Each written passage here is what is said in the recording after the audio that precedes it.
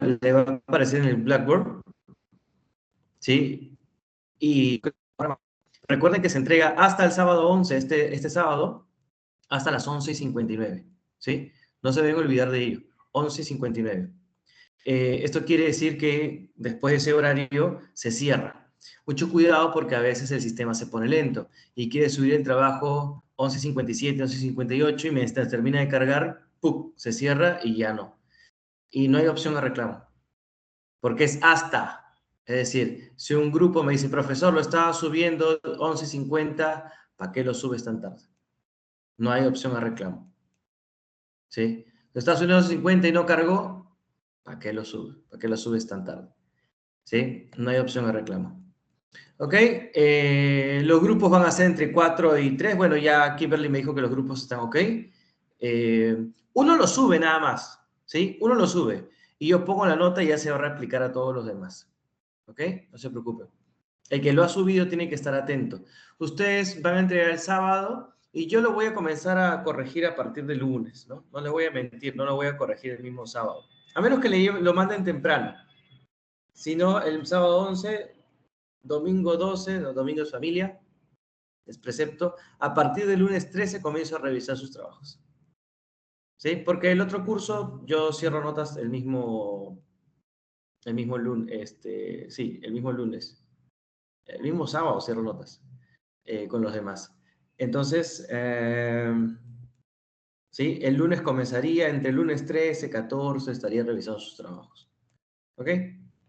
No hay problema. ¿Sí? Recuerden que tienen que comparar la corriente clásica, todos tienen que usar la corriente clásica, todos, con una de las corrientes de reacción, que puede ser el socialismo, el historicismo o el marginalismo que toca esta semana. ¿Sí? Cada grupo va a elegir a 2 autores por cada corriente. ¿Sí? Lo ideal sería que coordinen conmigo, pero si no, se mandan y normal. ¿Sí? El estudiante debe revisar de manera detallada, ¿no?, los insumos. Y recuerden que 80% del trabajo debe estar entre las lecturas, entre todo el libro, que le hemos dado 2 libros enteros, de ahí debería salir. No exactamente las lecturas, porque ya les he dicho, esta semana leíamos sobre marginalismo, el libro de Collier y Lander. Ya, pues también pueden revisar la información que hay de esos autores en el libro de Bruce Grant. ¿Sí? Entonces, usen esos libros para explotarlos, ¿ok? Y los apuntes de clase. Quiero ver la clase en el trabajo y que la citen, obviamente. Cuando yo digo ver el texto, no es que voy a adivinar si me pusieron o no. Es según tal, según lo visto en clase, según el profesor, como ustedes quieran decirlo. Citen. La lectura tiene un tipo de citado específico. Los apuntes de clase también. Eso es con estilo APA. Yo no les voy a explicar hoy el sistema APA. Pero si no lo saben citar, les va a bajar notas. ¿Ok? Entonces, solo un 20% es de información adicional. Tengan mucho cuidado.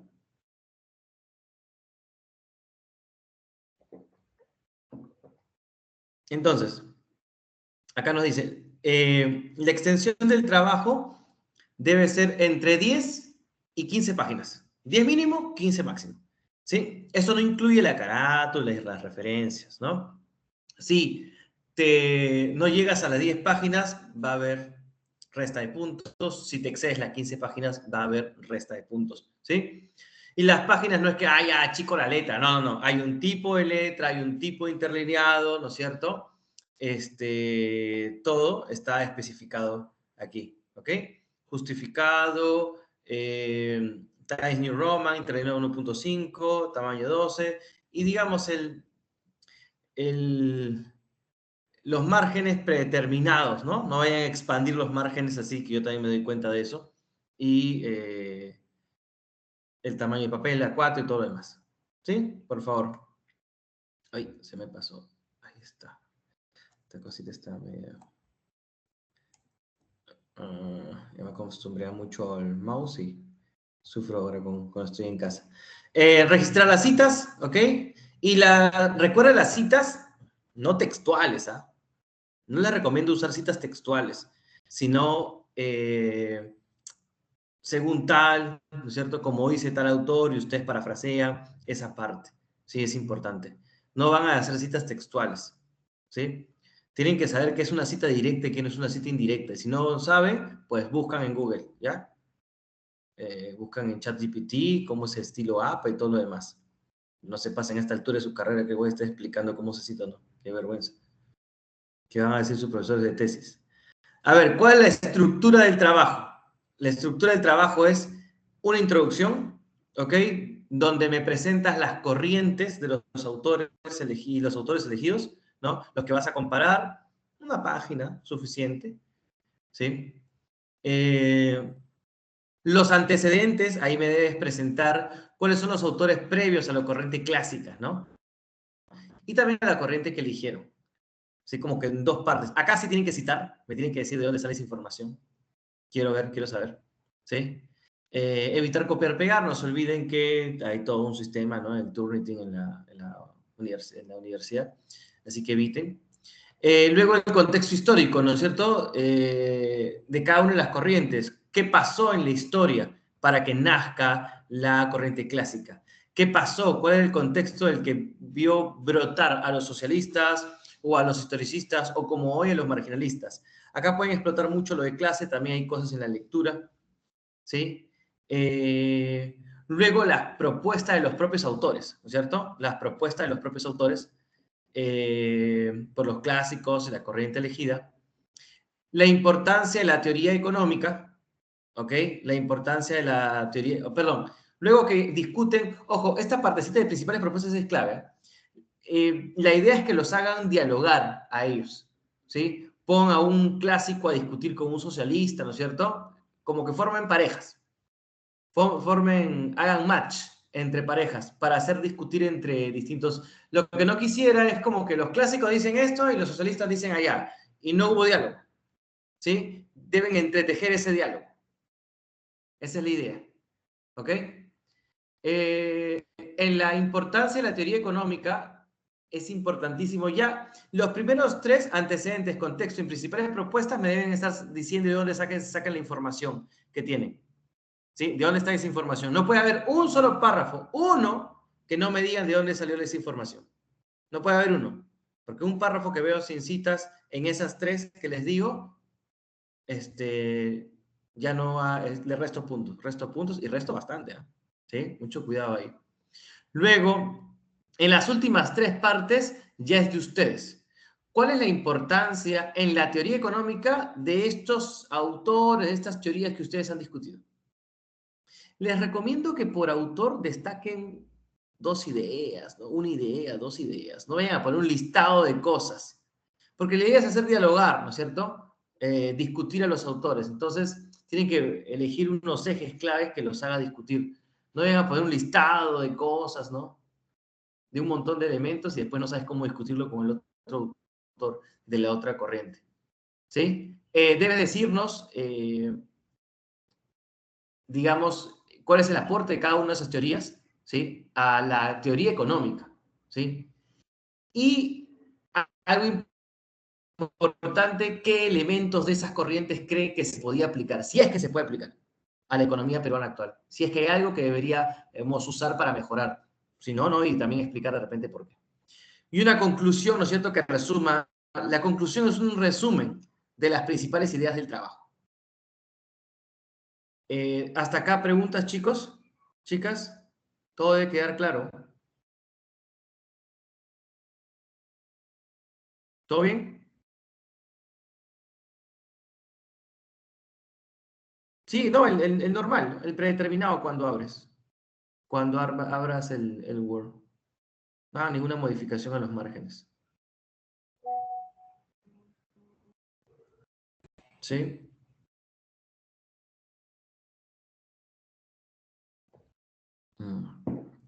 Amadeo me dice, no, la corriente fisiócrata no es una corriente alterna. Las únicas corrientes alternas son socialismo, historicismo y marginalismo. Los fisiócratas deberían entrar en los antecedentes de los clásicos. Muy bien.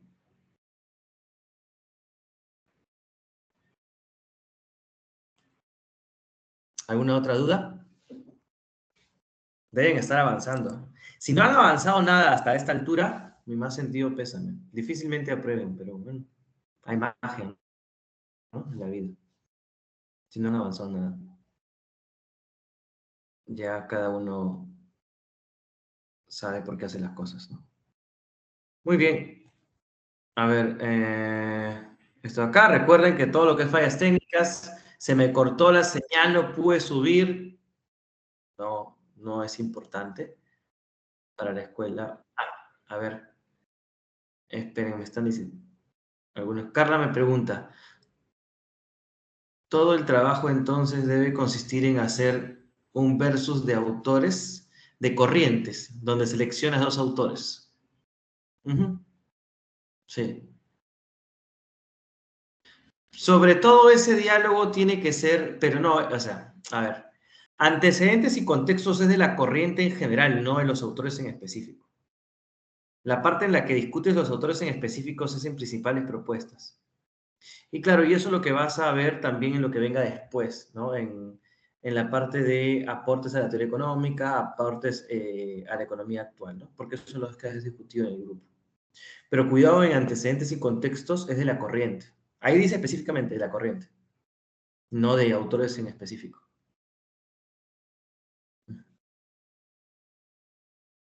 Muy bien.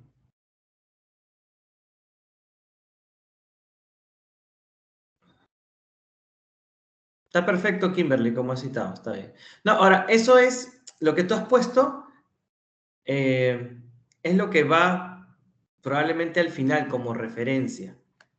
O sea, el citado durante, claro, en el texto, el citado es solamente según, ¿no? Según un profesor. Aunque yo te recomendaría que solamente pongas las clases, ¿no? Clases de la Facultad de Economía, porque como vas a de repente ves varias, no vas a estar poniendo las referencias cada una. En vez de poner clases del día lunes 29, pues clases de la Facultad de Economía, ¿no es cierto? Universidad, y ya está.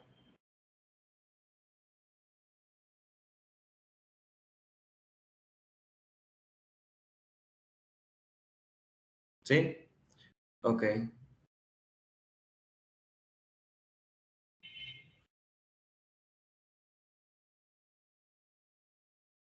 Muy bien. ¿Alguna otra pregunta, chicos? Pero sería importante que hagamos esto de la asesoría. Sí. Muy bien.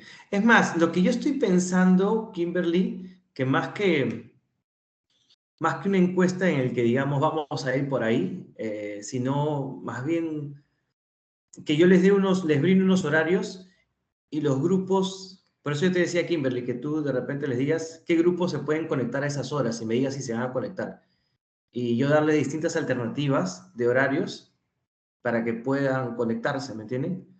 Y no, o sea, separar una hora acá, una hora allá y no fregarlos, ¿no?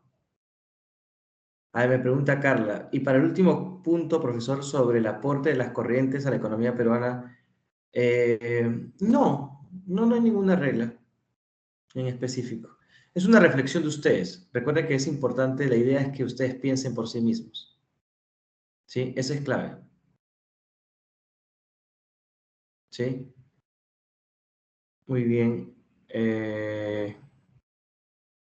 Y por eso es que les digo que tiene que darse el tiempo, ¿no? Ujú. A ver. eh,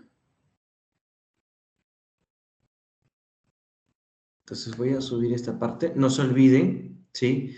En la introducción también hablan de las corrientes y presentan a los autores, antecedentes y contextos es de las corrientes y ahí dice específicamente, ¿sí? De las corrientes. Y en las principales propuestas evidentemente tienen que hablar de los, porque ahí ya no hay como teorías en general, sino cada autor, tanto de los clásicos como los de otra corriente, han planteado sus ideas, pues, ¿no? Y ustedes ahí tendrían que especificarlo, ¿sí? Entonces, la importancia, ¿no es cierto?, de esta corriente en la teoría económica, eh, cómo podría ayudar a la economía peruana y resumir, ¿sí? Pero eso es pensar, ¿no? Porque en realidad no hay como que, ¿cuál es el aporte general? Es de ustedes, ¿sí? Porque ustedes van a encontrar, en el libro de Bruce Grant siempre dice cuál ha sido el aporte, ¿no es cierto? Pero la idea es que ustedes lo hagan la conexión, no un libro o no ChatGPT. ¿Sí? Hay mejores, por si acaso, ¿no? Sobre la relevancia en contextos históricos, ¿a qué parte te refieres? A ver.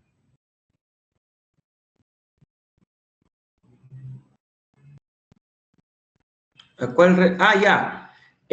Me refiero, aquí lo que necesito que hagan es que de las corrientes que han analizado, si ven algo que creen que podría aplicarse a la economía peruana actual para mejorarla, ¿sí? Si ustedes ven de que alguna de esas ideas de las que hemos reflexionado, ¿sí? En el trabajo, creen que se puede aplicar a la economía peruana.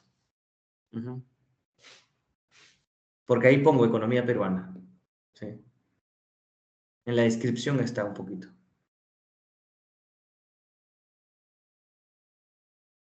Ujú.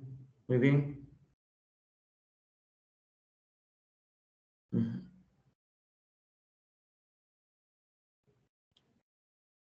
A ver. ¿Alguna otra pregunta, chicos? Por acá, aprovechen, ¿ah? Aprovechen, porque en realidad esto es lo más importante, por el trabajo que se les viene.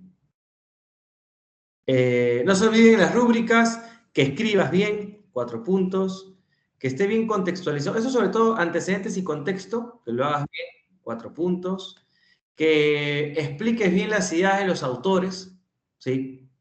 En las corrientes, 4 puntos, que, digamos, nos expliques de manera adecuada, este, eh, claro, que digamos, de manera adecuada nos indiques cuál es el aporte de la teoría, 4 puntos, ¿sí? Y cuáles son las implicancias sociales, 4 puntos. Por eso es que si pones una hojita nomás de eso, ten cuidado, mira el puntaje que tiene. Ojo, si no citas, si tu introducción está mala, si tu conclusión está mala, lo voy a bajar en la primera parte, ¿sí? Si está muy mala, le voy a bajar a otras partes, no me importa. Pero si no escribes bien, no citas bien, puedes jalar. Por más que el contenido esté bien. ¿Sí? Por si acaso. Guerra avisada no mata gente. Ah, Kimberly. Pero tú también escribes en el chat privado, puedes escribir en el chat del grupo. A ver, pregunta. ¿Qué me dice? Lo hice. No voy a revisar ahorita un documento, pues, ¿no? Acá me pone. Avanzó con su promedio y otros 2 compañeros van a avanzar como un ensayo. Lo que dijo que debería ser más como un cuento o algo separado en ítems. No, no entendí, no entiendo tu pregunta. O sea, yo lo hice de corrido, como si fuera un libro. O Está tengo que mejor. separarlo en ítems, como No, está ahí como no, no, no. introducción, antecedentes. No, o sea, tiene que tener, obviamente, un separado de, o sea, debe Un tener párrafo. un subtítulo, pues, ¿no? Ah, con Que subtítulos lo separe. hago. Sí, pero no ítems, no guiones. Sí, tiene que ser redactado de corrido. Ah, ok. Ujú. Muy bien, muy bien. Preguntas, preguntas. Eh, entonces yo subo las notas con esto, pues, ¿no? Sí, más o menos cuántos puntos le pongo a cada uno. Y ustedes ya tienen esto, pues. Bien. Caray. Bien. Eh, horarios. ¿Te parece, Kimberly, si apuntas y le pasas a tus compañeros y luego me dices qué chicos se apuntaron en esos horarios?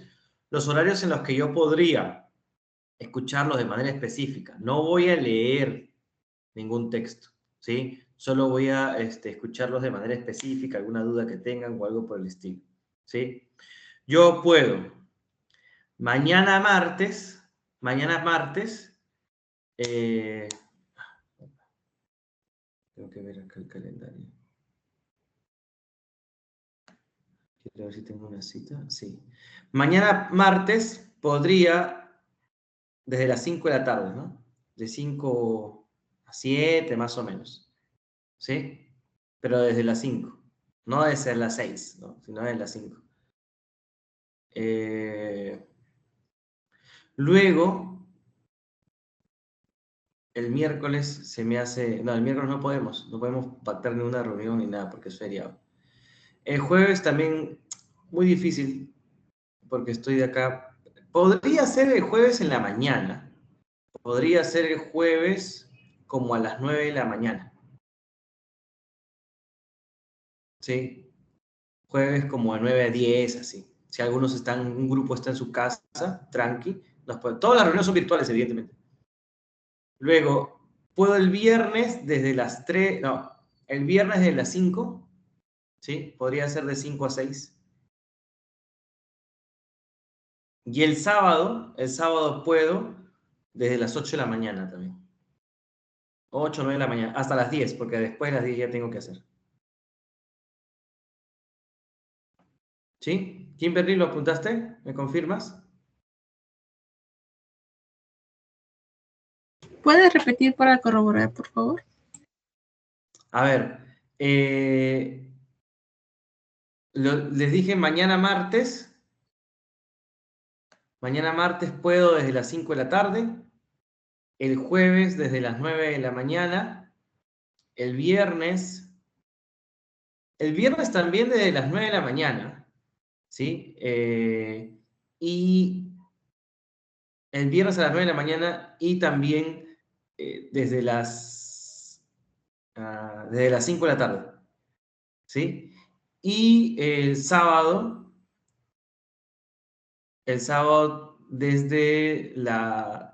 también desde las 8 de la mañana, de 8 a 10 de la mañana nomás, porque después tengo evaluación.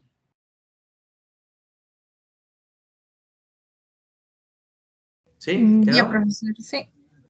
Pasa a tus compañeros y me confirmas más tarde quiénes pueden a esas horas. Hay grupos. Si ningún grupo puede, pues ¿qué se va a hacer? Pero que me digan para separarlo y para que no vengan a poner reunión en el Teams, para yo separarlo. ¿Sí?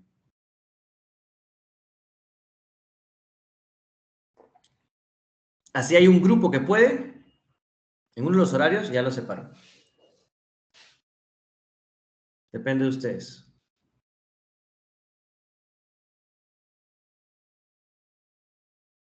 Muy bien. Profesor, ¿va a durar cuánto cada ¿Cómo? asesoría con el grupo? Lo que tenga que durar, depende, es que no puedo poner una hora en específico, ¿sí? Depende de los grupos, pero, o sea, las preguntas que tengan que hacer, no dura mucho porque es solamente preguntas específicas que no me queda claro, no voy a leer nada, como les dije, no voy a leer ningún trabajo previamente, no me voy a poner a revisar antes de, no, sino preguntas específicas que tengan. Puede durar 5, 10 minutos, 15 minutos, no creo que duren más de 20 minutos, ¿eh? Máximo 20 minutos. Pero depende de los grupos, ¿saben? ¿Qué dudas les saltan? De repente no están seguros entre este autor y este autor y se resuelve en 5 minutos la duda.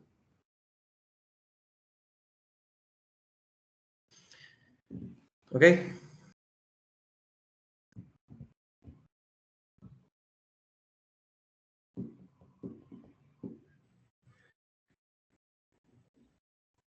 ¿Bien? ¿Está? Ah, uy,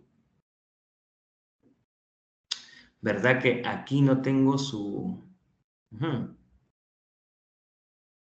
no tengo su registro? Pero no importa, acá lo apunto en algún lugar. Para un puntaje. A ver, ahora sí, cuéntenme. La semana pasada, como clase, vimos a los historicistas, ¿no? ¿Quién me puede un poquito contar de lo que se acuerdan? ¿Alguien que me quiera contar de qué se acuerdan? Y podemos aprovechar para sacar. Pongan yo en el chat, por favor. Pongan yo en el chat para saber quién es. A ver, hay un yo ahí. A ver, Carla siempre está ahí activa. A ver, Carla, cuéntanos, ¿qué te acuerdas? Ya, bueno, la clase pasada se analizó sobre los historicistas, pero también quiero decir algo que mencionó usted el día lunes. Dijo que el Ujú. historicismo alemán se consolidó a partir de la guerra franco-prusiana. Ajá, sí, y luego se consolidó Alemania y posteriormente es lo que nace el historicismo alemán. Ya, y ahora volviendo a lo que se trabajó en la clase del miércoles, pues uno de los temas muy importantes que se mencionó fue acerca del principio, que era del enfoque histórico e inductivo. Ajá. Sí, decía de que la economía no se puede estudiar igual en todos los países porque obviamente cada nación tiene una historia diferente y una cultura también distinta y también la manera en cómo se desarrollan, ¿no? Es por eso que los autores de esta escuela del historicismo pensaban que las leyes económicas no son universales y que para entender los problemas económicos había que observar los hechos reales, ¿no? Y cómo había cambiado la sociedad en el tiempo. También se analizó Ahí a nomás, ahí nomás. 4 autores. Ay, Ahí nomás, para que no dejes a tus compañeros sin hablar, sin algún comentario. sí, Pero estaba sí. muy bien. Diste un principio clave y diste el contexto. Este es el contexto, por ejemplo, para los que van a ser los historicistas, es clave, ¿no? Es entender la Alemania. No se puede entender el historicismo sin entender la Alemania del siglo XIX, lo que está pasando ahí específicamente. Y una de las cosas que sucedió fue la guerra franco-prusiana. Y este método, ¿no es cierto?, que parte de no de la generalización, sino parte de la especificidad y sobre todo histórica, ¿no? ¿Qué contexto vive ese país? ¿Qué temas ha tenido ese país? Como les digo, un historicista no diría que la economía peruana es liberal o tal, sino la economía peruana es una economía primario exportadora y de metales. Así la describiría. No si es liberal o mercantilista, no, no. Es primario exportadora y de metales. Porque eso es lo que hemos hecho desde hace 500 años. ¿Sí? Entonces, y él mismo, Schmoller, hablaba de sus leyes históricas, ¿no? Muy bien. A ver, gracias. Vamos con Fabiana Calderón. Fabiana. Sí, profesor. Lo que más me acuerdo es de lo que mencionó usted en la clase, que fueron los primeros, bueno, los historicistas en sí, los primeros, ellos buscaban más que nada complementar la teoría clásica, no buscaban, digamos, desarrollar nuevas teorías, sino fundamentar las que ya estaban. Y ellos lo hacían aplicándoles contexto y, como bien dice su nombre, un poco de historia de lo que pasó anteriormente que respalda esa teoría. Y ellos también, digamos, lo relacionaron estrictamente a datos reales, fueron los primeros en usar bases de datos para formar conclusiones y fundamentar sus resultados. Exactamente. Los que usan primera vez, o sea, digamos, son los que usan data, tal cual. Ojo, hay dos tipos de historicistas, ¿ah? Los de primera generación que eran más complementarios a la escuela clásica, pero Schmoller en buena parte quería romper con varias cosas. Por eso es que una discusión interesante podría ser si eligen el historicismo, discutir digamos, a los clásicos o Adam Smith, por ejemplo, con Schmoller. Hay una discusión interesante porque es por la esencia. Recuerden que Adam Smith hablaba de una armonía del sistema. Schmoller no, Schmoller era muy crítico a esa idea. Entonces hay varias cosas. Otra comparación bien interesante es de Friedrich List, ¿no? El padre del proteccionismo frente a David Ricardo, que hablaba de las ventajas comparativas. El tema de comercio internacional, políticas, ¿no? De comercio exterior. Sería interesante. ¿Sí? También hay una opción, sí, pero yo preferiría esa con David Ricardo, creo, dependiendo cómo hace la otra comparación, ¿sí? A ver, Alessandro, Sí, profe. ponte. Eh, Sí, Apoyando justo lo que usted dijo de Smoller, es la parte de los historicistas que hacían una crítica directa a los clásicos. Y esto era más que todo porque los clásicos creían que las leyes universales se aplicaban para todo el mundo. Sin embargo, Smoller va en contra de esto porque él da incluso un ejemplo en uno de los libros donde explicaba que que la revolución industrial funcionó de manera adecuada en ese país y no podía suceder en Alemania en ese caso porque el contexto social y la tecnología con la que ellos contaban era totalmente diferente. Y esto posteriormente se ve afianzado cuando ellos justifican de que para que esto se pueda igualar en todas las naciones se necesita una participación activa del Estado como un proteccionismo. Exactamente, sí. De hecho, todo este argumento es interesante porque todo el argumento historicista es la base o es la justificación teórica para la intervención del Estado, ¿no? Porque en el siglo XIX hubo una fuerte corriente que planteaba que el crecimiento económico dependía en buena medida de la intervención del Estado, financiando ciertas industrias. Ojo, no el Estado socialista, ¿no?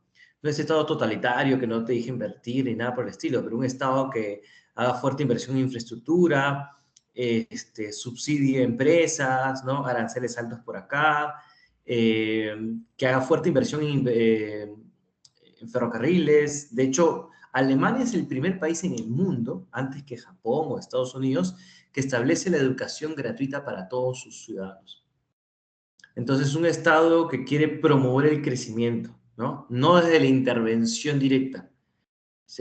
Es como un punto medio, ¿no? Sino que el historicismo se perdió, pero el historicismo está en un punto medio, digamos, entre el socialismo y el capitalismo, de alguna u otra manera, desde su propuesta de política. Un poco lo que va a ser el keynesianismo en el siglo XX. El keynesianismo estaba en el medio del socialismo y del neoclasicismo. Gracias, Alessandro. ¿Quién está por acá también? Eduardo Rivas. ¿Qué te acuerdas, Eduardo? Sí, profesor, buenos días. ¿Cómo Bueno, de estás? lo que me acuerdo es que la escuela histórica promovía ideas nacionalistas y esto lo hacía Ujú. para resaltar la importancia del Estado y de cierta manera para justificar, ¿no?, el control en la economía. Y bueno, además en la lectura me acuerdo de una parte del inicio que decía que para poder ocupar cargos en la administración pública y en ciertas universidades tenías que compartir estos ideales de los historicistas. Es decir, te condicionaban a pensar a igual que ellos para poder ocupar un puesto alto. Y bueno, eso también Totalmente. es una crítica porque inclusive en el Perú, de cierta manera, ciertos partidos políticos hacen lo mismo, ¿no? Sí, es bien interesante eso, porque el tema del nacionalismo era muy fuerte.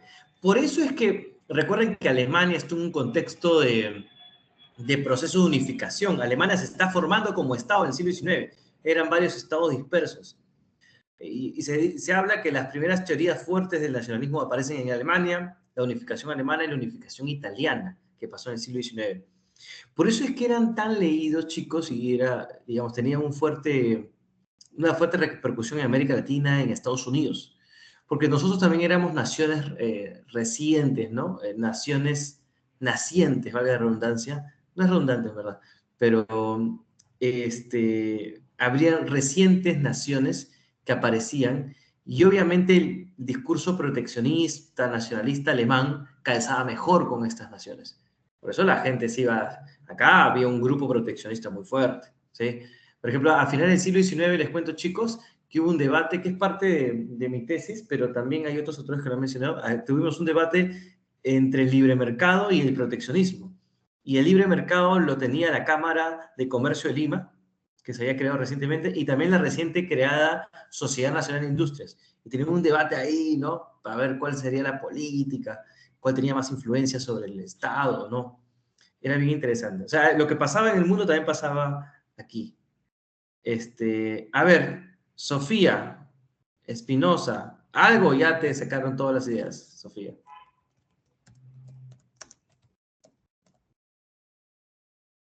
Sofía, no sé si está hablando porque no se escucha. Parece que se nos durmió, Sofía. A ver, vamos a bajar un poco. A ver, Angie regalado. ¿Algo, Angie, o ya no hay nada ya? Hola, profe, buenos días. ¿Cómo está? Quería decir más que todo lo que todos sabemos, creo yo, que Roger y Müller, ambos pertenecientes tanto de la vieja escuela histórica y de la nueva escuela histórica. Rocher tenía la perspectiva de un enfoque más histórico y Schmoller tenía como que la economía como ciencia moral y social. Sin embargo, ambos coincidieron que la economía no puede separarse de la historia ni de los valores sociales ni culturales de los pueblos, ya que los hechos, como que los hechos económicos, ante todo, son los hechos humanos, entonces siempre va enlazado a nuestro comportamiento. Y como leí en un libro, creo que la economía más que todo es el comportamiento. Y bueno, creo que todos lo sabemos. Eso más que todo, profe. Muy interesante, Angie. En el siglo XX hay una corriente importante que vamos a discutir que se llama la corriente institucional. Y es una corriente que creo que también la leen en ciencias políticas, no estoy seguro, pero es una corriente que une política, cultura, sociedad con economía de manera bien interesante, o intenta incorporar por lo menos. Los historicistas serían el principal antecedente, ¿no? Los historicistas son los antecedentes de tratar de entender la economía de manera más interdisciplinaria, no solo específicamente la teoría o matematizada, ¿no? Y de hecho eso es lo que dejaron la herencia, ¿no? Al final, me parece que la ciencia social con la que más hablan, o con las que más hablan en economía, es con historia, ¿sí? Porque tienen un curso, todos tienen historia del pensamiento, historia económica de tal, todas las carreras. Justo estábamos viendo unas cosas con la facultad y estuve viendo la currícula de Harvard, de Stanford, de Oxford, Europa, Estados Unidos, aquí en Perú. Entonces, las buenas universidades, ¿no es cierto? UPC, Católica, San Marcos, Pacífico, de Lima, todos tienen un curso de historia económica. No hay una sola que tenga. Y hasta 2, 3 algunos. Nosotros tenemos básicamente 2, aunque hay una línea con la escuela austriaca. Y se quedó, ¿no? Y además, lo otro con lo que los economistas no lo teorizan, pero lo consideran importante, es la política, ¿no? De cómo hay efectos políticos en la economía, de mal manejos políticos. A pesar de que, claro, en la formación del economista no está teorizar la política, es consciente que es importante. Y esto viene de estos señores. Es la tradición historicista. ¿Sí? Y se quedó, ¿no? Digamos, el diálogo desde de la parte más sociológica o antropológica es algo en lo que los economistas menos tienen en cuenta. ¿Sí? A ver, Yuriko, ¿qué te quedó? ¿Con Colón nomás? Hola, profesor. ¿Se me escucha bien? Es que tengo problemas con internet. Ahorita te escuchamos. Ok, yo quería hablar sobre uno de los principios de la escuela histórica alemana, que era el enfoque evolucionista, que ellos veían la economía como algo que cambia y evoluciona. O sea que una teoría económica que no funciona en un país o época puede no servir en otro lugar o tiempo. Y pues con esto los economistas históricos criticaban a los clásicos ingleses, porque sus teorías no encajaban con la realidad alemana. Ajá. Esta parte es bien interesante de Yuriko. ¿Querías seguir, perdón? ¿O te interrumpí? No, profesor. Ahí está bien. O sea, es decir, que no solamente depende del contexto, sino los tiempos. Porque de repente en el contexto donde estás, algunas ideas económicas cuadraban, pero en otro contexto, en otro tiempo, ¿no? En la misma espacio geográfico, pero en otros tiempos no calzaba. Y así como en la economía que fue neoclásica, básicamente, todo el análisis siempre hace con el eje X, eje Y, ¿sí? ¿Se acuerdan? Fundamentos de economía, precios, cantidad demandada, ¿no? Desplazamiento de oferta y demanda. Pues los historicistas también tenían su eje X y su eje Y, pero su eje X y eje Y eran tiempo y geografía. ¿Sí? Tiempo y geografía. Entonces, y tenían una especie de ley, ¿no?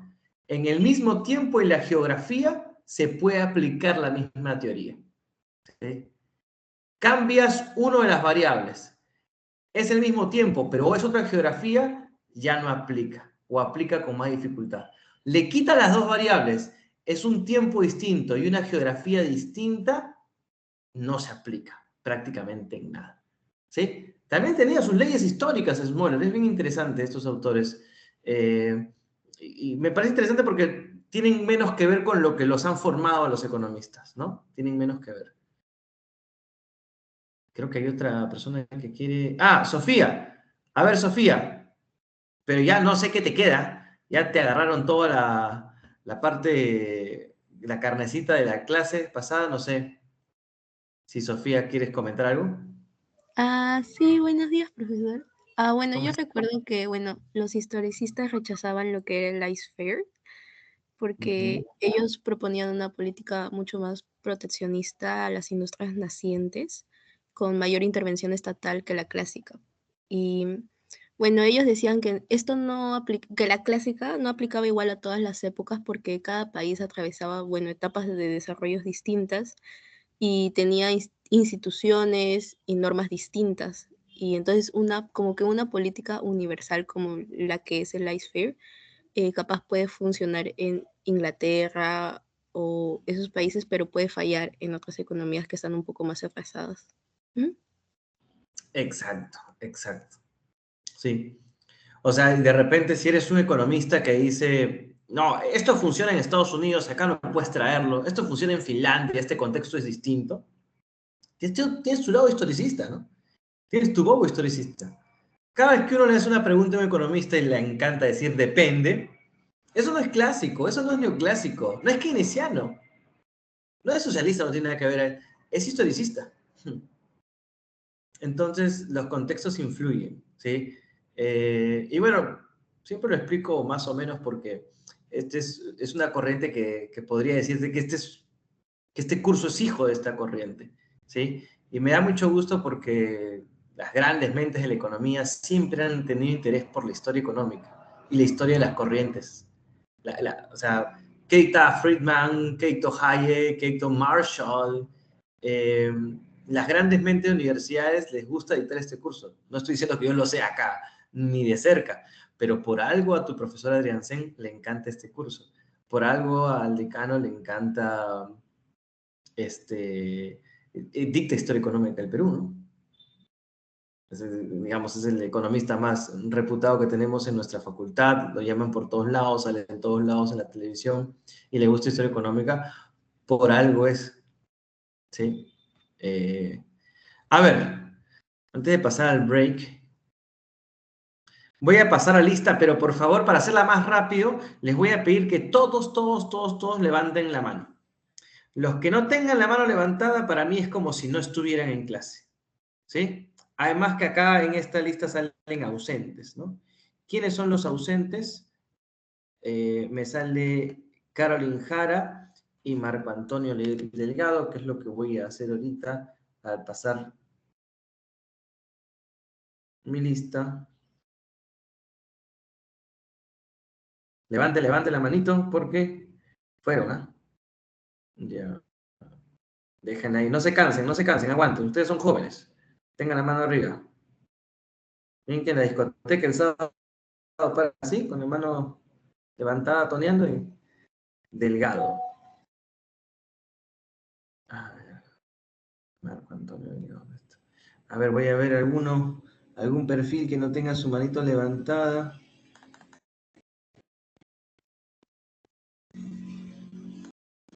Todos tienen la manito levantada, muy bien.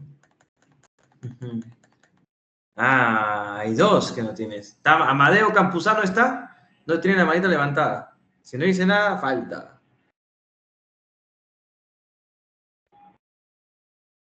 Como decía en el concurso, ahí está, Amadeo, ya te iba a decir, como el concurso de impro, ¿no? 3, 2, 1, impro. Listo, solo dos compañeros. Bien, entonces vamos a ir a nuestro primer break. Gracias, chicos, por levantar la manito. Ya sé que están todos aquí.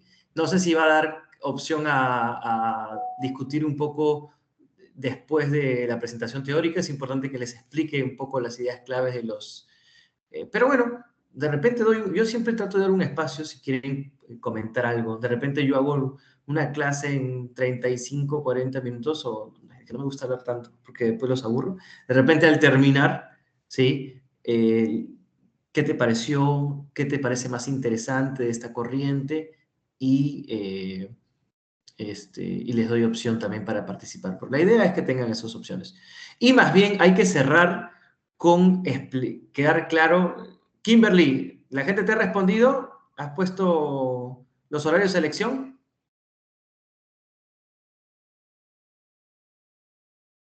Kimberly, ya la perdimos.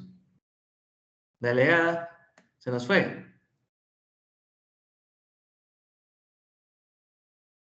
No está conectada. Ah, no, sí está conectada. Kimberly, ¿estás ahí?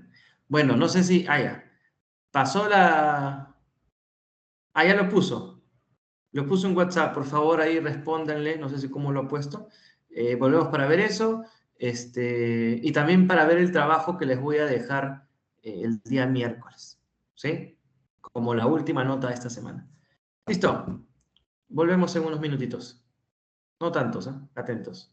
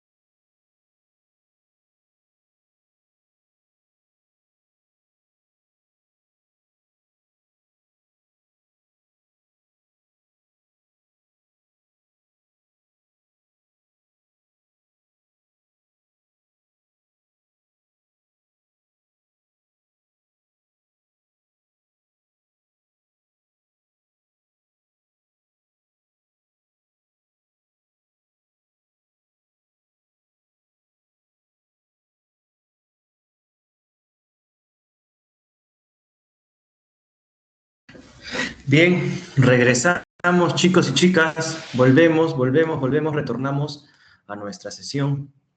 ¿Están por ahí? Buenas, buenas. Yo tengo el cabello muy largo y debo cortármelo ya. Todo por no darme el tiempo. Chicos, ¿están ahí? Carla, ¿has dicho que sí están o sí tengo el cabello muy largo? No me queda claro. Ahí está Andrea, ahí está Fabiana. Volvieron, no se vayan.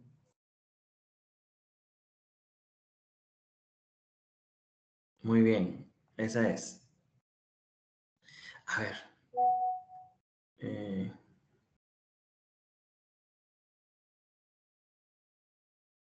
Les cuento un poquito sobre esta clase que tiene que ver con los marginalistas.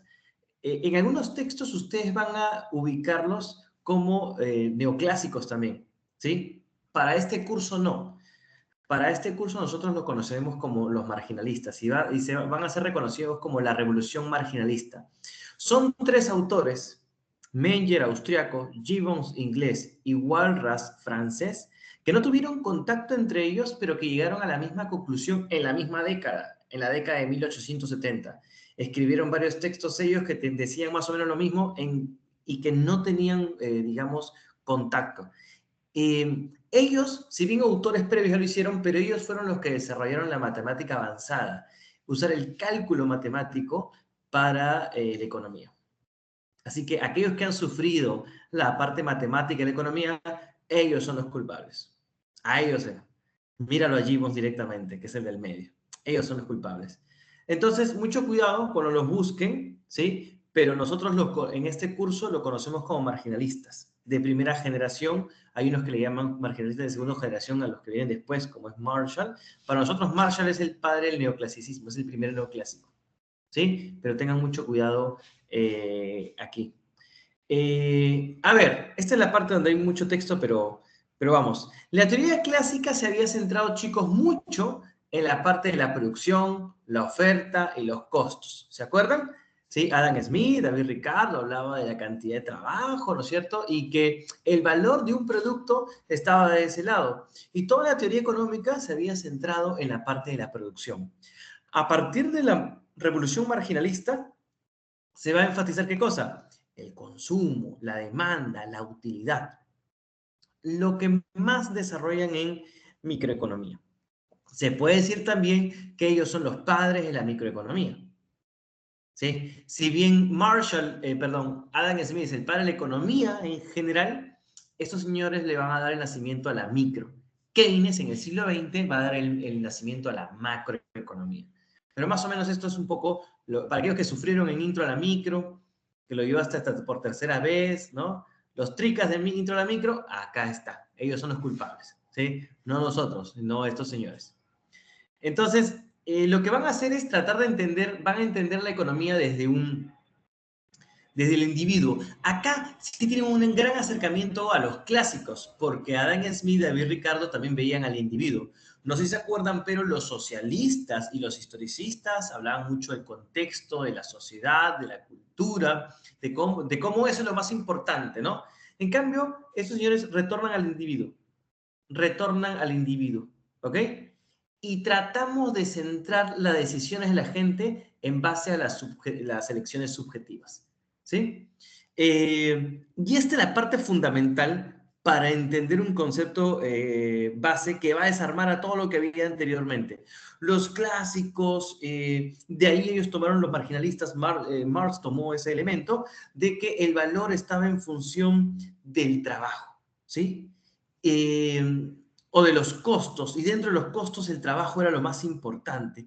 Lo que van a hacer los marginalistas es modificar eso, y va a decir, no, papito, no te pases. Tú puedes trabajar un montón de tiempo, la mesa en la que te sientas, la silla en la que estás, y la gente le vale madre, ¿sí? Le vale madre literalmente cuánto trabajo aplicaste en ese objeto, ¿sí? No es importante el trabajo, sino cómo el objeto le da utilidad a la persona que lo compra, ¿sí?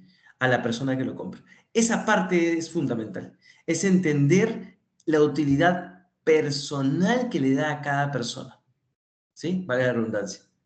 ¿Ok? Para mí esta mesa vale tanto porque me da cierta utilidad. Oye, pero la de allá, le han puesto, se han demorado un montón en hacer esto, le han puesto otro. Sí, pero es muy grande, no entra en mi casa, no me es útil. La más pequeña me es útil. Y ya está. Las preferencias subjetivas de las personas. ¿Sí? La utilidad que le da a cada uno. Y eso es de acuerdo a cada persona, ¿no? Yo recuerdo, fue el año 2022 o 2023, creo, no me acuerdo qué año, que fue el primero o uno de los primeros que ya estaba conocido Bud Bunny y vino por acá. Yo trabajaba en otra universidad, ya no puedo decir porque no estoy ahí, en la Universidad del Pacífico, y un curso de Historia Económica y Empresarial muy bonito, pero hubo un concierto de Bud Bunny y los chicos se fueron absolutamente todos. Tenía clase yo y estaba yo y el delegado. Nadie más, no había nadie. Y digo, wow. Obviamente tuve una práctica en ese momento, jalé a todos, ¿no es cierto?, por chistosos, pero lo gracioso fue, o sea, la gente cómo se mueve, ¿no?, de manera intencional por algunas cosas en específico. Yo ni pagado voy a ese concierto. Si me regalan la entrada, obviamente la recibo para volver a venderla, ¿no? No soy idiota, pero ni loco voy a ese concierto. Me parecería una pérdida de tiempo para mí, pero es mi preferencia. La preferencia de cada uno es distinta. Ahora está de moda las K-pop, ¿no? Yo hice todo para que mi ahijada no escuchara esa música, todo. Estaba bloqueado por todos lados. Le estaba incentivando el rock, ¿no es cierto? Y todo lo demás. Pinche Netflix salió hay un dibujito, ¿no? O algo así de las K-poperas y ya le ha gustado. Hice todo lo posible, pero le gustó esa vaina. ¿Y qué voy a hacer? Pues son preferencias subjetivas. Entonces, lo que van a decir los marginalistas es que la preferencia depende de la utilidad. Pero la utilidad no total, porque vendría un defensor de Adam Smith y diría, aguanta, porque esos son años después, ¿no? Adam Smith, ¿qué decía? ¿Sí? Recuerden, ¿por qué la gente le da más validez a un diamante que al agua? Si el agua es más útil para uno, no la gente paga nada por el agua, ¿sí? En cambio, el diamante, ¿sí? ¿Por qué la gente le da tanto valor al diamante? Por el trabajo de encontrar el diamante, ¿no es cierto? ¿Sí? ¿Y qué es lo que dijo los marginalistas? No estás entendiendo nada, pues, Smith, ¿sí? No es porque el agua no sea útil, sino que útil en contextos de escasez, ¿sí? Y ellos van a añadir un concepto fundamental, que es la utilidad marginal. Si tú estás en un desierto, ¿sí? Te estás muriendo de sed, no puedes caminar más, ¿sí? Y te traen, ¿no es cierto? Encuentras agua, el primer sobro de agua te da una utilidad impresionante, ¿sí?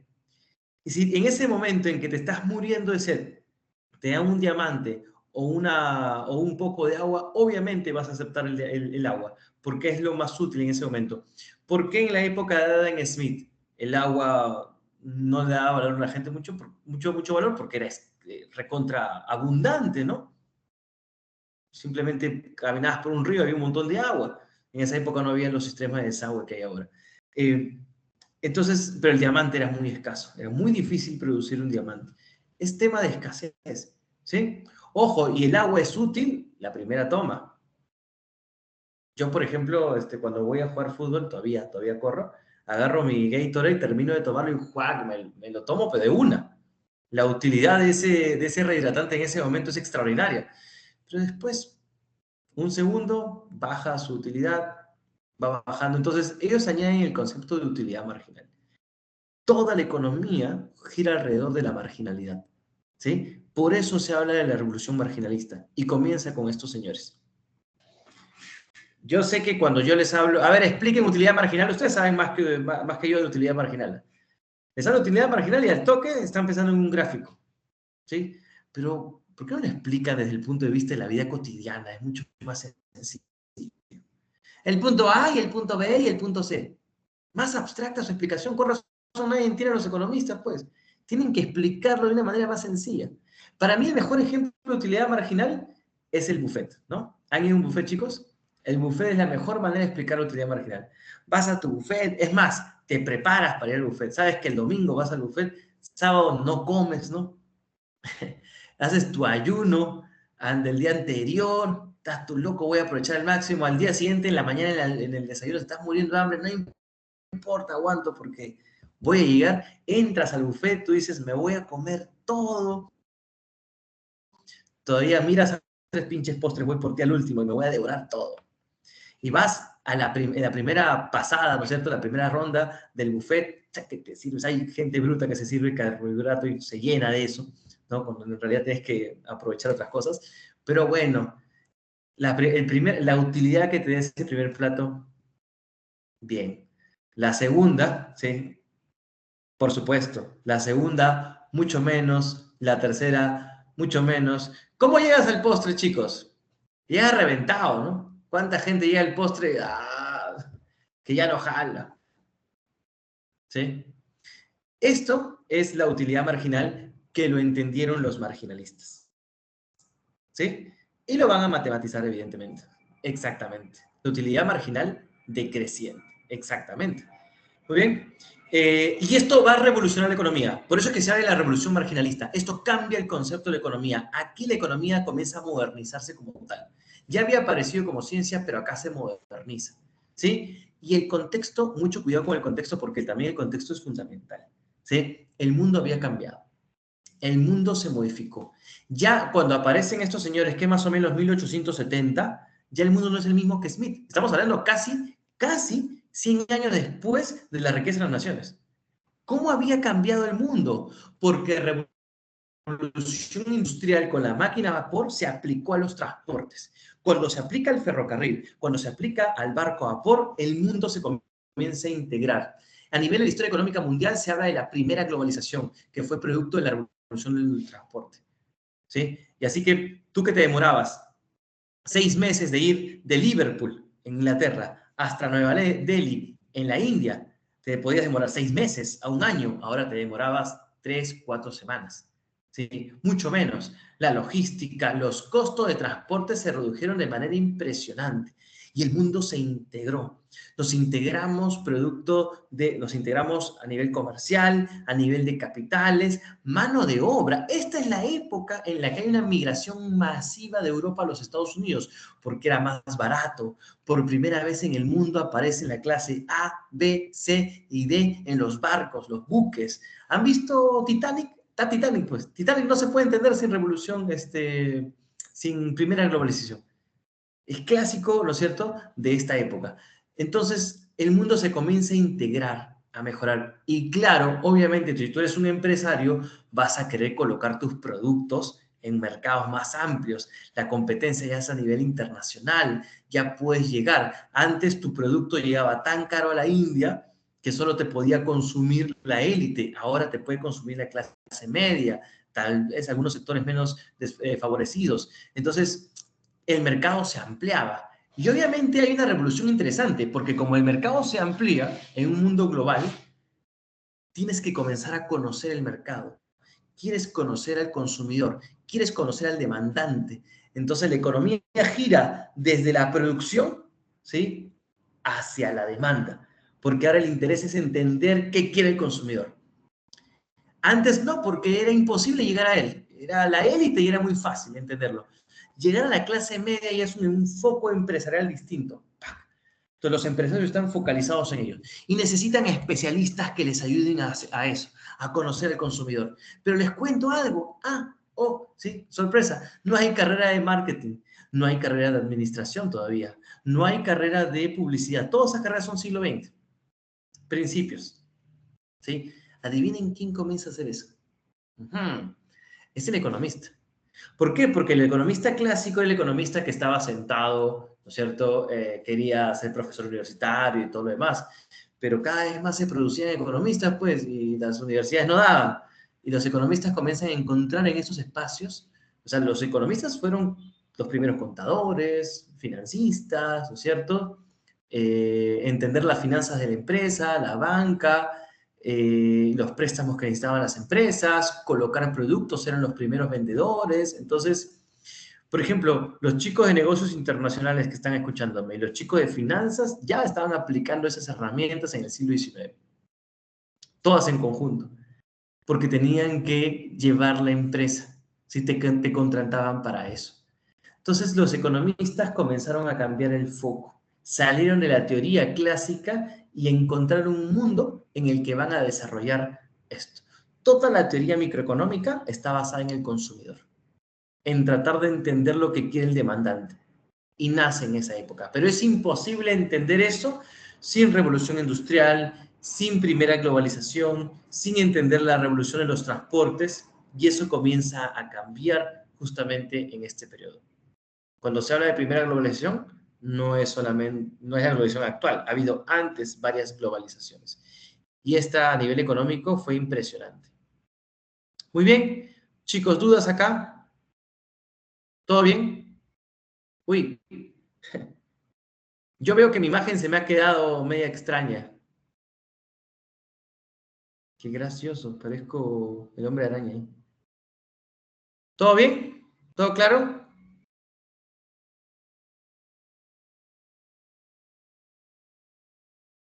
¿Sí? Muy bien. A ver, ¿qué pasó acá? Ajá. ¿Me están viendo que me estoy moviendo o se les ha congelado la pantalla a ustedes? Porque a mí se me congeló.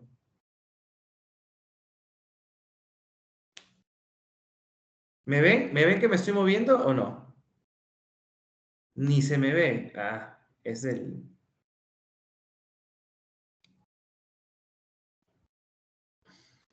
Perdón, estoy tomándole foto a... Se da para el estado.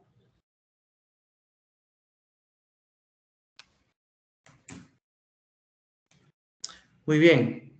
Tampoco se me ve el PPT. ¿No se ve el PPT que estoy proyectando? Ay, recién me avisan.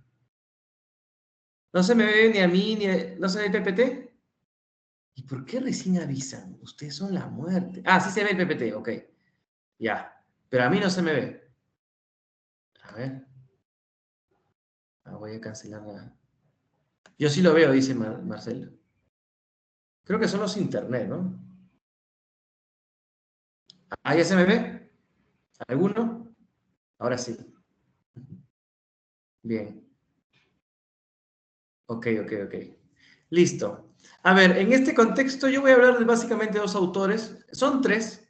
Les voy a dejar el cuarto. Miren, cada uno escribió sus teorías en la década del 70. Y les cuento que llegaron a las conclusiones similares, ¿no? El primero es Gibbons. Gibbons es el primer matemático de la economía. No vivió muchos años, murió joven. Y Gibbons tiene algo interesante, chicos. Gibbons es de la escuela inglesa. Entonces, la escuela inglesa pesaba mucho a Adam Smith y David Ricardo. Y tratar de cuestionar eso no era fácil, ¿sí? Él aplicó las matemáticas, ¿no es cierto?, avanzadas, el cálculo matemático, ¿no? Cálculo 1, cálculo 2, ¿sí? Porque él quería entender las leyes y explicar una explicación a las leyes del mercado. Y para él, no tuvo un libro como tal, sino varios escritos. Para él encontró una teoría definitiva del valor, ¿sí? Y él decía en sus distintos escritos que el valor depende por entero y exclusivamente ¿de qué, profesor? De la utilidad. Ojo, ¿ah? Ojo, porque tú entiendes que el valor representado en el precio, ¿sí?, es un poco el equilibrio entre oferta y demanda. Los marginalistas, chicos, que les quede claro, descartaban por completo la oferta. Decían que la oferta no influía en absolutamente nada, que todo dependía de la demanda, que todo depende del consumidor, que todo depende, como dice ahí, del individuo y sus necesidades, y la producción es una adaptación a ello. Tú como empresario tienes que adaptar a la demanda y al consumo, ¿sí? O sea, la chamba del empresario es entender qué es lo que quiere la gente y colocar un producto innovador. Profesor, y si los costos no dan, si los costos no te benefician, no sacas la empresa. No te conviene, vas a perder plata. ¿Sí? Y obviamente él habla de la utilidad marginal. Es el primero, de hecho su escrito es primero que Menger. Habla de la última utilidad, ¿cierto? La última unidad. ¿Sí? Para poder entender la utilidad marginal. ¿Sí? Menciona que, como hemos estado hablando, la utilidad depende de la última unidad añadida. ¿sí? De este producto. Por ejemplo, yo siempre creo que tengo suerte con ustedes que comienzan conmigo, ¿sí? La clase. Están con algo de... Pero si ustedes tienen clase, no sé si tienen clase todo el lunes, pero ya imagino la utilidad marginal de la última clase del día lunes, ¿no? O cómo llegan al viernes, cómo llegan al sábado, ¿sí? La primera semana están entusiasmados, luego ya comienza a bajar la utilidad poco a poco. Entonces, eso es lo que planteaba Gibbons, ¿sí? Al cual pueden un poco profundizar en las lecturas que hay. Hay textos, bueno, en los 2 capítulos que tenemos de Gibbons, ¿sí? Otro autor que a mí, del cual me gusta hablar muchísimo, es Karl Menger, ¿sí? Karl Menger es el padre de la escuela austriaca. Aquí sería la línea inglesa, este sería la línea austriaca, ¿sí? Ahí lo vemos también en la clase del ciclo siguiente, para los que aprueben este curso, ¿sí? Llevan austriaca conmigo. Soy el único profesor que dicta austriaca, por si acaso. ¿Sí? Así que los de economía, sí o sí. Estamos haciendo todo lo posible para que los de ciencias políticas lo tengan como un curso que lo puedan llevar de manera lectiva, ¿no? A ver, entonces, él hablaba que hay bienes económicos y bienes no económicos. ¿Saben cuál es la diferencia? Es la escasez. Es que en su época habían bienes tan abundantes. El agua no era un bien económico porque lo recogías en el río y ya está. Ahora ya hay escasez de agua. Por eso se vuelve un bien económico. Por ejemplo, algunos dirían ahorita el aire. Yo digo depende como historicista. ¿Por qué, profesor? Porque en China hay ciertas ciudades que la contaminación es tan brava que te puedes comprar aire puro en la farmacia. Vas a la farmacia y te metes aire puro y respiras, ¿no? De alguna u otra manera. Así que ni el aire se salva. Hasta es un bien económico, ¿sí? Él obviamente está aplicando la ley de la utilidad, ¿no? Y es evidentemente capacidad de una cosa para ser puesta en relación causal con una necesidad. Es la utilidad. También habla de la utilidad última y habla de un principio bien interesante, el principio equimarginal. ¿Cuál es el profesor equimarginal? Que muchas veces, ¿sí? Nosotros usamos uno o varios productos para satisfacer varias necesidades. Y lo que vamos a hacer es usarlos en función de la necesidad más apremiante, ¿sí? Por ejemplo, acá no les voy a enfocar, pero acá al lado, como estoy en casa, tengo mi ropero, ¿no? Como me gusta usar sacos, ¿no? Sobre todo cuando enseño, aunque en el momento ya me los quito porque hace calor. Y les cuento que cada saco tiene una función distinta, ¿no? ¿Sí? Y yo me los voy a poner según la necesidad que tenga. Por ejemplo, en las mañanas está haciendo mucho frío.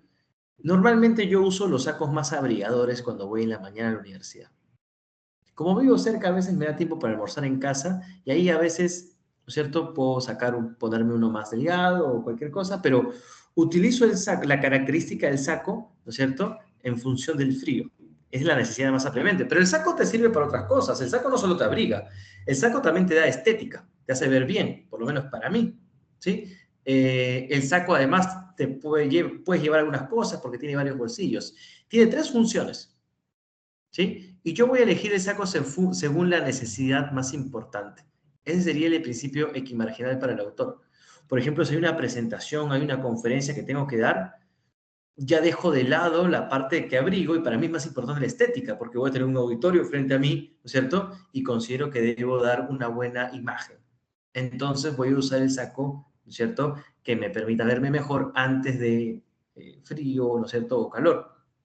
O también el saco que me ayuda a llevar varias cosas, tengo que llevar algunas cosas en los bolsillos, elijo el que tengo, digamos, uno va eligiendo según las necesidades, pero eso es algo subjetivo, eso es exclusivamente depende de cada uno, ¿sí? Depende de cada uno.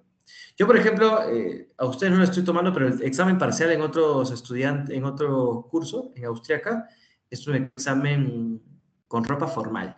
Y siempre me preguntan qué es ropa formal. Antes yo tenía una idea de ropa formal muy clásica, pero ahora yo les digo algo muy sencillo. Vayan a la clase como si fueran a una entrevista de trabajo, ¿sí?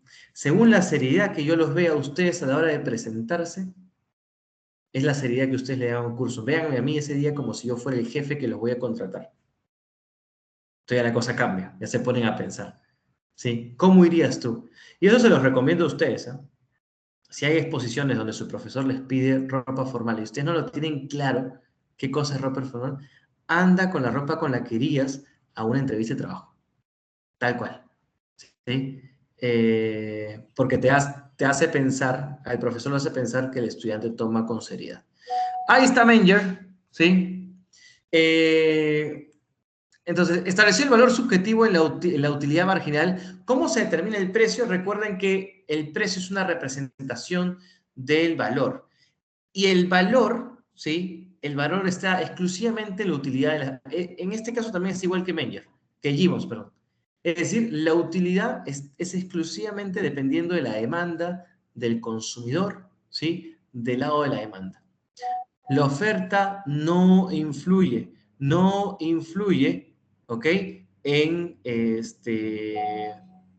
las notas, por si acaso. Perdón, justo me acaban de escribir por WhatsApp, me sale acá y me distrajo. La producción no influye en absolutamente nada. ¿Sí? Esta es una discusión interesante. Por ejemplo, si ustedes van a elegir a los marginalistas para el trabajo parcial, tranquilamente un elemento que pueden hacerlo discutir directamente con los clásicos, ¿cuál es? La teoría del valor.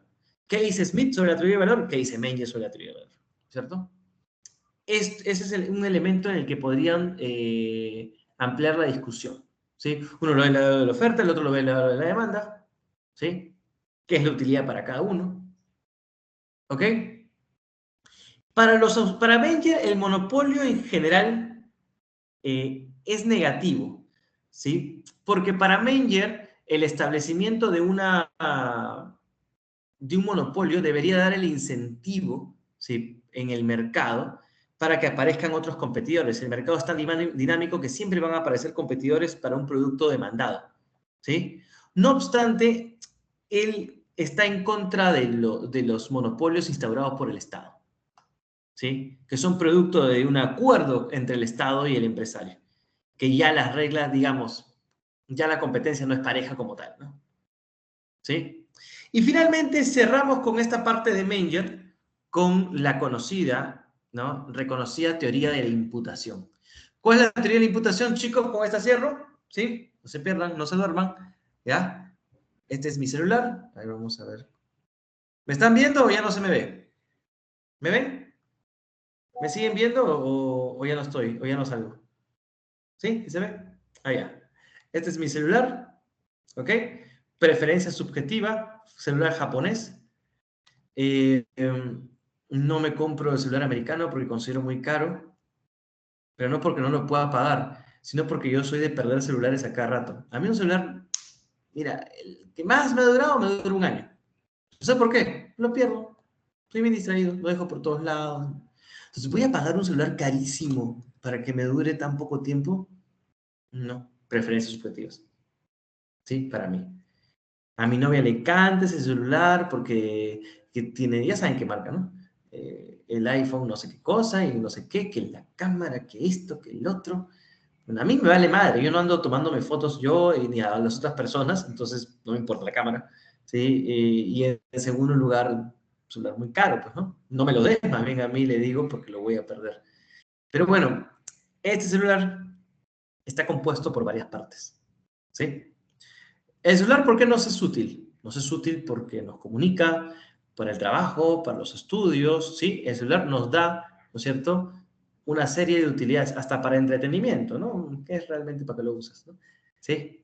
El celular está compuesto por varias partes, ¿sí? Por, digamos, el microchip interno, la carcasa, la pantalla, ¿ok? Varias cosas hacen el celular, ¿sí? La batería, ¿no es cierto? Esa batería, esos microchips, todo lo que tiene el celular, tiene un valor gracias al valor que tú le das al celular completo. Es decir, el valor que nos da el celular a nosotros le imputa un valor a las partes. Y estas, a su vez, le imputa un valor a los insumos. Entonces, claro, si está por ejemplo, el cobre, el litio que se necesita para hacer celulares, ¿sí? Obviamente tiene un valor importante por el bien final. Entonces, el bien final le va imputando valor a los insumos y a los bienes que están detrás de ellos. Y esto es la teoría de la imputación, que es súper importante, porque lo que nos permite entender que es el valor que le da la gente al producto, es lo que le da el valor a la cadena posteriormente. ¿Sí? Pero es el valor final. ¿Sí? Es algo un poco obvio, ustedes ya lo conocen, pero eso fue fundamental para que otro autor de la escuela austriaca, como von Bauer, criticara el valor trabajo de los marxistas, pues, porque el marxismo decía que el valor es en función del trabajo. Y le dijo, no, aguántate ahí. Tu trabajo no tiene valor en sí mismo. Tu trabajo tiene valor porque creas un bien o un servicio que es valorado por la gente, no al revés. ¿Sí? No es que la gente adora el trabajo del artista, la gente adora el producto, ¿no es cierto? Adora el arte. Entonces el trabajo del artista tiene función, ¿ok? Gracias a las valoraciones subjetivas de las personas sobre el arte. Entonces eso te hace pensar varias cosas, ¿no? ¿Por qué alguien en la televisión o un streamer o un futbolista gana más que un docente? Y hay gente que dice, wow, ¿cómo puede ser posible eso? Si el docente se encarga de enseñar a la gente, pero las valoraciones subjetivas es otra. La gente valora mucho el entretenimiento. ¿Qué te da el streamer? ¿Qué te da el futbolista? Es entretenimiento. Y la gente paga por entretenimiento, más que por educación. Duela a quien le duela, pero es así. La economía no es como debería ser, es como es. ¿Sí? Hay alguien con el audio prendido. Me quiere... Cuidado por ahí, que se vaya a escapar algún sonido. Por ejemplo, ¿por qué en el fútbol... Alessandro, cuidado con tu audio, o no sé si querías decir algo. Eso ya lo vi.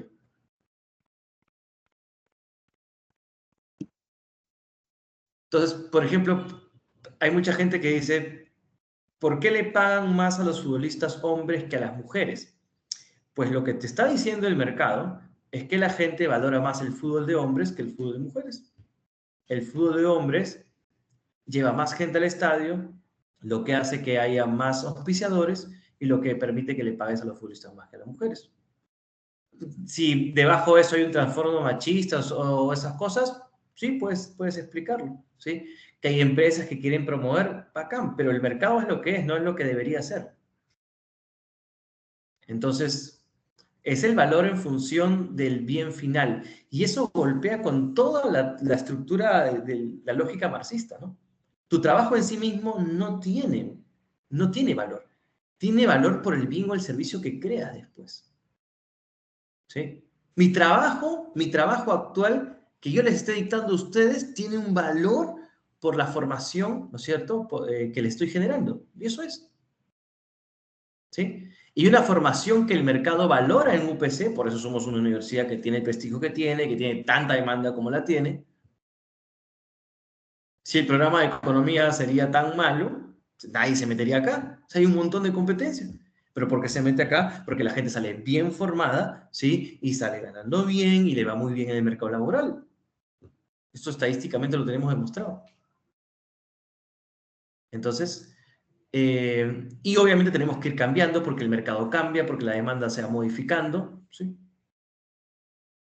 Entonces, eso es lo que te intenta decir Karl Menger con esa teoría, ¿sí? Pero es bien bacán porque la lógica es distinta. ¿Sí? Siempre tienen que estar pensando, y eso es algo que espero que se lo queden realmente. Es decir, cuando tú estés trabajando, no vas a pensar que eres un buen trabajador porque cumples con el jefe, porque haces lo que te dicen, no. Tú tienes que estar pensando cómo tu aporte se está sumando a la cadena de valor que genera la demanda de la empresa en la que estás. Tienes que estar pensando cómo tu trabajo impacta en el producto final que la gente va a consumir. ¿Qué estás haciendo ahí? En la medida que das más aporte, beneficias más, tu valor va a crecer. ¿Sí? Tu valor va a crecer. Ya como para cerrar esta parte, yo siempre quise ser docente y siempre dije, ¿dónde paga más? Pues en la universidad, ¿no? ¿Qué tengo que hacer para llegar a ser profesor universitario? Estudiar mucho. Entonces tengo 3 maestrías, tengo un doctorado, porque sabía que sin eso no llegaba. ¿Sí? Y un poco es el enfoque que espero que puedan tomar. Muy bien, hasta acá. Chicos, sobre esta parte, quiero dar la oportunidad, si alguno puede hacer alguna pregunta, con algún comentario o algo que les haya llamado más la atención de la escuela marginalista, es en su momento. ¿Sí? Pueden poner yo en el chat y podemos, los puedo dejar abrir comentarios. Obviamente esto tiene, ¿no es cierto?, puntaje, ¿no? Fabiana. Sí, profesor. Bueno, igual con eso que mencionaba al principio de que los marginalistas, digamos, se enfocan en otros aspectos que los clásicos, igual, digamos, yo lo estoy relacionando ahorita al último tema que lo vimos de los historicistas, bueno, los primeros historicistas que buscan más que nada complementar estos temas que hemos visto, porque cuando hablaba, digamos, de que no importaba la producción, tanto la producción del bien, sino cuánta utilidad te da. Finalmente, en microeconomía igual vemos esta relación entre producción y utilidad. Digamos, los factores productivos al final son un factor que toma en cuenta la microeconomía. Entonces, digamos, no importa que hayan tratado de, digamos, un poco separarse de los clásicos, aún tienen estos fundamentos que ellos crearon y que se pudieron aplicar para darle otro enfoque a la economía. Así es, ha dado un punto importante, porque si bien ellos quisieron separarse de los clásicos en esa parte, quien los va a volver a unirse es Marshall, es el marginalista de segunda generación. Marshall es el que abre esa microeconomía que ustedes están llevando, tal cual. Entonces Marshall sería el que unió, ¿no? Él dijo, es tonto pensar que la economía se tiene que ver de dos maneras, él los complementa. ¿Sí? Él decía que la oferta y la demanda es como las hojas de una tijera. Ambas se necesitan para llegar al objetivo. Esa era su frase. ¿Sí? Ahora, algo importante, en lo que sí se parecen mucho los marginalistas y los clásicos en lo que coinciden es en el mercado libre, en el libre mercado, como la base, ¿no es cierto?, para el crecimiento a largo plazo. ¿Sí? En eso sí. Y respetaba mucho a Adam Smith y Ricardo. ¿Alguien más que quiera? Tienen que poner yo en el chat, ¿no? A ver, Alessandro. Profe, lo mismo más que todo como una pregunta, porque si los ¿Ya? marginalistas decían de que la utilidad marginal dependía únicamente por la parte de la demanda, o sea, del consumidor, ¿cómo hacía esta teoría? ¿Cómo los marginalistas podían explicar entonces las fluctuaciones en el precio? O sea, si subía o bajaba, porque tengo entendido que en ese entonces, por ejemplo, no había la facilidad de conocer la demanda exacta de cada producto, ¿no? No podían tener la ciencia cierta toda la información. Sí. Tampoco teorizaron tanto sobre el establecimiento de los precios, ¿ah? Y de estas fluctuaciones. Esa parte fue la que, digamos, menos estuvieron interesados, pero Menger tiene una parte bien bacán. Menger decía, y eso después lo va a ratificar Mises o Hayek, ya en el siglo XX, decían que las fluctuaciones en el precio son normales porque responden al cambio en las preferencias de la gente.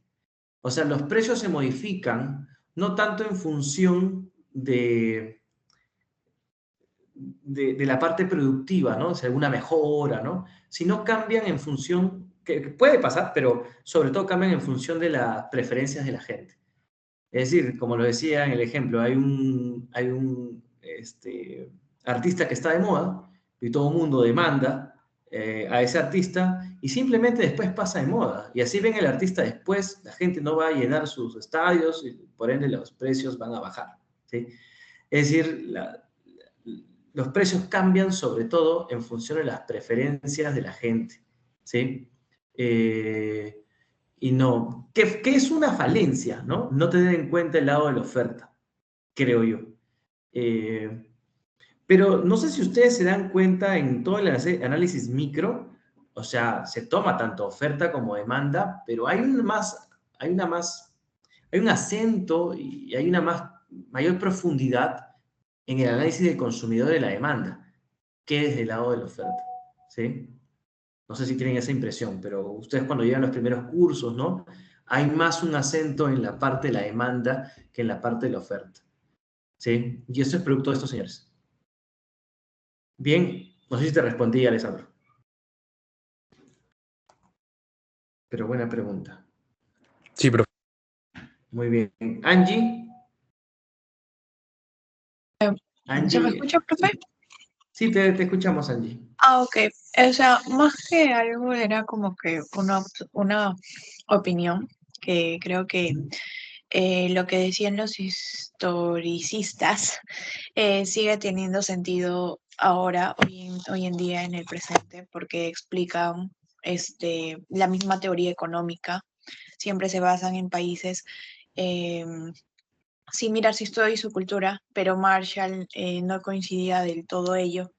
Entonces también reconocía que la economía no era algo completamente abstracto, sino que se basaba en leyes económicas, no solo son como tendencias, con moda, como el ejemplo que puso, y que siempre hay que tener en cuenta, claro, los factores humanos, que podría ser la moda, y sociales, que podría ser también la moda, porque es algo que, por ejemplo, ahora he visto que está muy de moda los labubos, entonces eso viene desde Qué otro feos país. son, ¿no? Sí, sí, Sí, sí, sí. me da miedo. Eso viene desde otro país por el cual nuestra cultura se asocia a otras. Entonces, en cierto modo, creo que ambos enfoques nos recuerdan que la economía está hecho por personas y para las personas, para la humanidad. Eso. Muy bien, Angie. Qué buen comentario. Ojo, algo importante que voy a aprovechar que los autores, si van a elegir uno de los marginalistas, tiene que ser Jimbo, Menger o Walras. No eligen Marshall. Marshall no es parte de este marginalismo. A Marshall lo vamos a ver en el pensamiento neoclásico que viene después, ¿sí? Pero no metan a Marshall en esta parte. Nuevamente, aquellos que van a usar al marginalismo, no incluyen a Marshall como uno de los autores. Tienen básicamente tres autores para elegir dos, ¿no? Es decir, Gibbons y Menger, que lo vimos ahora, y Walras. Bien, muy bien, gracias por la participación. Kimberly, ¿te dijeron, han respondido algo? ¿Está Kimberly ahí o ya se había dormido hace un rato? Sí, profesor. A ver, cuéntame, ¿para qué horarios te están demandando? Hablando de Me han demanda. dicho para el jueves a partir de las 9 a.m., para el viernes también a partir de las 9 a.m. y Ya. solamente una persona, bueno, un grupo, mejor dicho, para el viernes a las 5 y otro grupo para el sábado a las 8.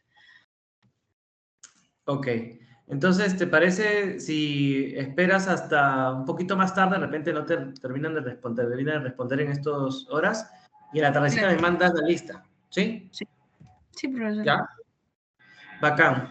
Y para hacerlo más práctico, chicos y chicas, con respecto a la nota del miércoles, vamos a hacerla individual, ¿sí? ¿Les parece si cada uno de ustedes, de manera individual, me manda un Word de una sola cara como archivo, no como documento compartido, como archivo? Me manda, por favor, justificado, bien escrito y todo lo demás, y que ese archivo me contenga de una sola cara, que me digan qué es lo que les gustó de la lectura y qué es lo que no les gustó de la lectura. Así de simple. Una opinión, qué es lo que les gustó de la lectura y qué es lo que no les gustó de la lectura. Me mandan y lo hacemos individual. Tendrían tiempo hasta el miércoles a la 1 de la tarde, como el horario de la clase. Lo pueden entregar más tarde, lo pueden entregar mañana o lo pueden entregar el mismo miércoles hasta la 1 de la tarde.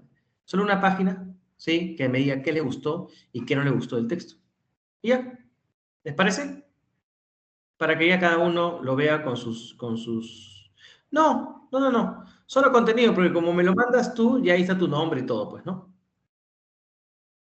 ¿Sí? Ok. Bien. ¿Listo? Chicos, eso sería todo. Espero que les vaya bien. Nos vemos en las asesorías. Traten de cuadrar en alguno de los horarios o alguno del grupo para que todo les quede claro. Y nada, ya nos vemos hasta, bueno, ya juntos hasta después de parciales. Así que para aquellos que no los veo, mucha suerte.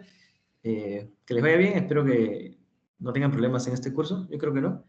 Y ya subo la nota prontito. ¿Sí? Después del miércoles de las revisiones subo la nota ya del DD1. ¿Sí? De la primera evaluación. Bien, se cuidan mucho. Nos vemos. Suerte en todo. Profe, Andrés. disculpe.